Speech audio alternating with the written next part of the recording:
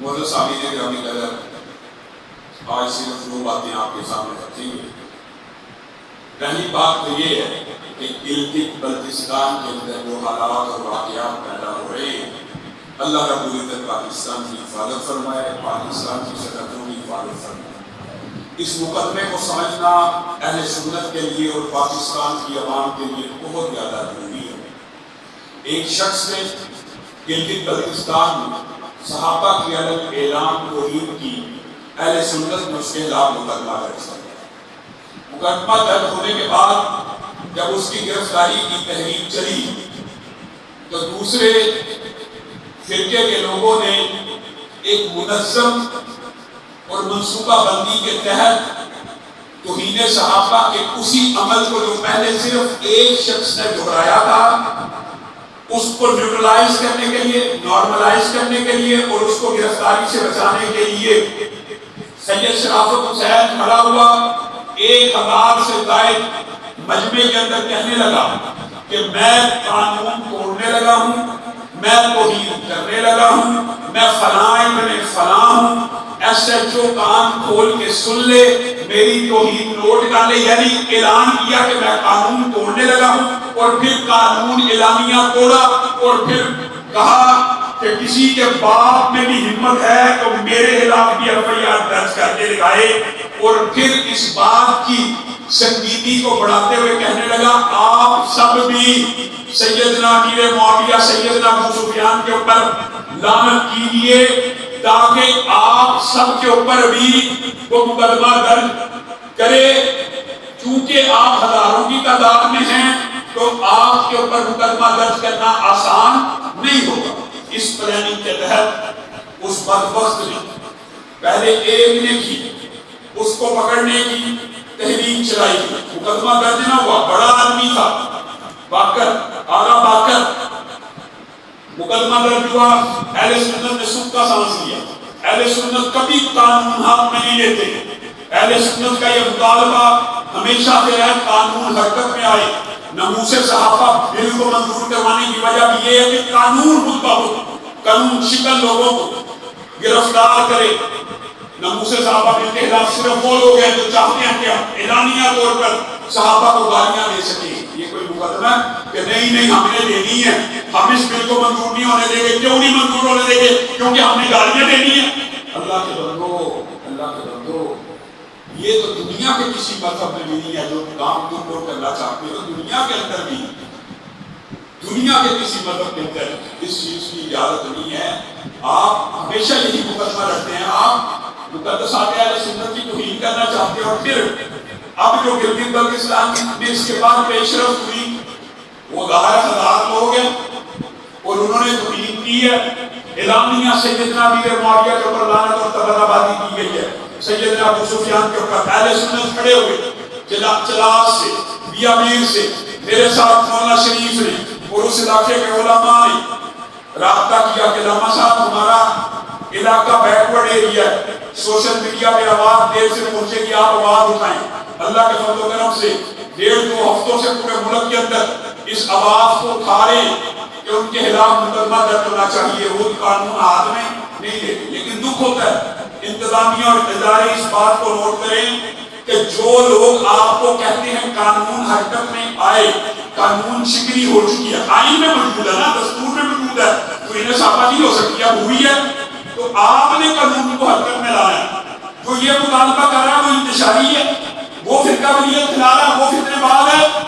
نہیں، کل آپ نے پرسوں دیکھ لیا کہ فتنے باز کون ہے۔ دکھ اور افسوس کی بات ہے، جس طرح ہم کہتے تھے نا کہ قادیانی کبھی مخلص نہیں ہو سکتے، جو بندہ صحابہ کو گالیاں دیتا وہ اسلام سے مخلص ہو سکتا ہے؟ جو صحابہ رسول کا حیا نہ کرتا وہ مسلمانوں کی حیا کر سکتا ہے؟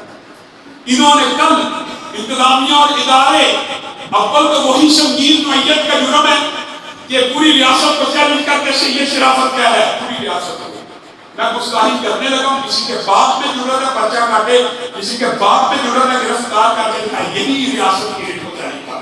لیکن کل اور پرسوں جو کچھ ہوا، ابھی بھی اگر اداروں اور انتظامیہ اور ملک کے مقتدر حلقوں کی آنکھیں نہ کھلیں تو پھر بتائیے ملک کا کیا حاصل کرنا چاہتے ہیں؟ اللہ کے فضل و کرم سے اہل سنت کو نہیں بننے دیں گے. لیکن آپ دیکھیں انہوں نے انڈیا کے جھنڈے کو اٹھا لیا, پاکستان مرد آباد کے نعرے لگائے. جو بندہ صحابہ مرد آباد کے نعرے لگا سکتا ہے, جو صحابہ کے اوپر تبرہ کر سکتا ہے, وہ پاکستان مرد آباد کیوں نہ کہے گا, وہ انڈیا زندہ آباد کیوں نہ کہے گا. اور اس پورے کے پورے جلوس نے اس بات کا مطالبہ کیا, آن دی ریکارڈ موجود ہے, کہ کارگل سے رستہ کھول دیا جائے. ہمیں اہل سنت کے رستے چاہیے کہ پاکستان کی طرف جانے کے لیے ہمارے لیے کارگل کے رستے کھول دیے جائیں, فوج پیچھے ہٹا دی جائے, ہم انڈیا میں چلے جاتے ہیں. اب بتائیے اب انتظامیہ کہاں ہے, اب ادارے کہاں ہیں؟ ہم آپ کو پہلے سے بار بار کہہ رہے تھے یہ آپ سے مختصر نہیں ہے. کوئی بندہ صحابہ کو گالیاں دے, صحابہ کے اوپر تبرہ کرے, پاکستان کا آئین توڑے, پاکستان کا قانون توڑتا رہے, وہ پاکستان سے مختص ہو سکتا ہے؟ یہ بات بھی ثابت ہوگی.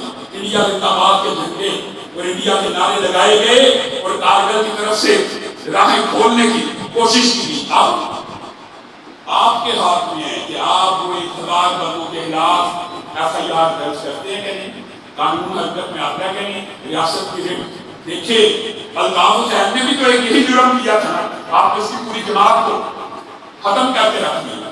اگر میں کہتا ہوں ہمارے پنجاب کے اندر سے کوئی بندہ یہ حرکت کر کے دیکھ لے, اس کو اسی وقت اور ہونا بھی چاہیے. کیسے ہو سکتا ہے کہ آپ پاکستان میں رہتے اور پاکستان مرد آباد کا نعرہ لگائیں؟ نہیں لگانا چاہیے. علماء پاکستان کی نظریاتی سرحدوں کے بھی محافظ ہیں, جغرافیائی سرحدوں کے بھی محافظ ہیں, فوج کے شانہ بہ شانہ ہیں, لیکن فوج اب دیکھ رہی کہ ان کے ساتھ کیا معاملہ کرنا ہے. ان کے خلاف مقدمات درج ہونے چاہیے. کوئی بھی توہین کرے, کوئی بھی آئین شکنی کرے, پنجاب میں کرے, KPK میں کرے, گلگت بلتستان میں کرے, پاکستان کے کسی بھی علاقے میں کرے, اسی وقت قانون حرکت میں آنا چاہیے.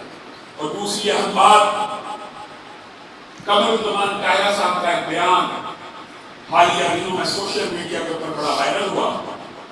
چند ایک جملے اس حوالے سے کہہ کے اپنی بات ختم کروں گا. کہنے لگے مجھے خدشہ ہے سیاسی جماعتوں کی ناکامی کے بعد کہ اب پاکستان میں کہیں اسلام نہ آئے. اللہ آپ کے سندیشے کو درست ثابت کرے, اللہ آپ کا یہ خوف پورا کرے. اور میرے بھائیوں, حقیقت ہے یہ بات, ہر جماعت کو آزما لیا گیا. اور پچھلے دنوں آپ نے کیا عجیب تماشا دیکھا, مذاق اڑایا گیا قوم کا. جماعت اسلامی کے بھائیوں نے ہڑتال کا اعلان کیا پہیا جان, ہم نے بھی اس کی تائید کی, لیکن بعض PDM کے رہنماؤں نے بھی اس کی تائید کی. اگر PDM والوں نے بھی احتجاج کرنا ہے, اگر PTI نے بھی احتجاج کرنا ہے, تو پھر ہم بھی دے دو. پھر مہنگائی کا ذمہ دار کون ہے؟ پھر مہنگائی ہوئی کس کی وجہ سے ہے؟ کیسے کیسے لوگ عوام کو بیوقوف بناتے ہیں. اب وقت آ گیا ہے کہ آپ پنجاب کے لوگ بھی جاگیں اور مذہبی اور دینی جماعتوں کو, اسلامی جماعتوں کے نظریات کو پڑھیں, پرکھیں اور دیکھیں. سیاستدان اور مولوی کے درمیان جو فرق ہے اس کے اوپر غور کریں. مولوی صرف منبر رسول کا وارث ہے کہ تخت رسول کا وارث ہے, اس کے اوپر بھی غور کریں. اسلامی شریعت کے ان احکامات کے بارے میں بھی غور کریں کہ علماء نبیوں کے صرف مسلمانوں کے بارے میں, کہ نبیوں کی جو تخت کی, ریاست کی اور سیاست کی وراثت ہے وہ بھی ان کے ذمہ ہے. حقیقت یہی ہے کہ پاکستان کے جملہ مسائل کا حل یہی ہے کہ جب منبر رسول اور مصلی رسول کا وارث تخت رسول کا وارث بن جائے گا تو اسی طرح کا انقلاب آ جائے گا. آپ نے غلامی کی انتہا کر دی, آپ کی معیشت درست بھی ہوئی, انہوں نے غلامی کی زنجیروں کو توڑ دیا, امریکہ کو اپنے وطن سے بھگا دیا.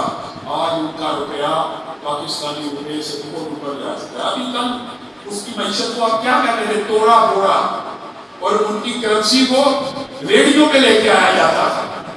آج وہ افغانی $1 کے بدلے میں 70 کے قریب جا پہنچا ہے, اور پاکستان کا روپیہ $1 کے بدلے میں 300 کے قریب. جتنی مرضی غلامی کریں, یہ آپ کی غلامی سے خوش ہونے والے نہیں. آئیے وہی بیوی نہ بیماری, وہی ناموں کبھی دل کی, علاج اس کا یہی آپ نشاط ہوگی. اس قرآن کی طرف پلٹ آئیے, اس دستور حیات کی طرف, اس اسلامی نظام معیشت کی طرف. اللہ رب العزت سارے مسائل کو حل کر دے گا. سبحان ربک رب العزت عما یصفون.